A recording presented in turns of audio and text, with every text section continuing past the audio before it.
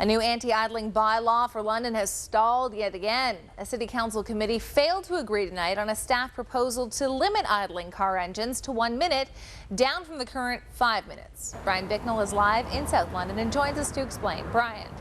Well, Tara, after several members of the public weighed in on this issue, Council's Environment and Transportation Committee was deadlocked at 2-2 on reducing the maximum idle time to just 1 minute. About 30 people were on hand as environmentalists, concerned citizens, even members of the Freedom Party took to the podium to have their say.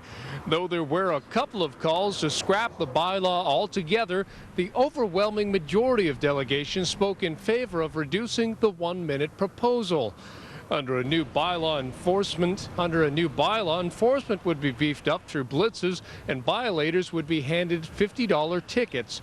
One councillor says the proposed bylaw goes after the wrong people, but health officials say every small step helps improve the air we breathe. It's not just carbon monoxide, it's all of the other chemicals that come from transportation vehicle exhausts. A lot of issues for people who have respiratory illness, asthma and emphysema and chronic obstructive lung disease, as well as cardiovascular impacts on those who have those kinds of conditions. So it really exacerbates or makes worse their already underlying health conditions. I don't see this kind of legislation as being helpful. I think education is the answer to this whole dilemma without going after parents. Seniors that are going to the hospital or dropping people off at daycare and they can't turn their car off. There's so many situations that are unique, but we're going to blanket it all and say, 1 minute, you're out of here.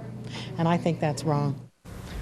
And the committee also wants to know where the province stands on this issue. They're recommending that local MPPs be invited to a future Board of Control meeting to discuss any plans that the province might have to reduce idle times and to get some of the older cars off the road, which are said to emit more toxic emissions.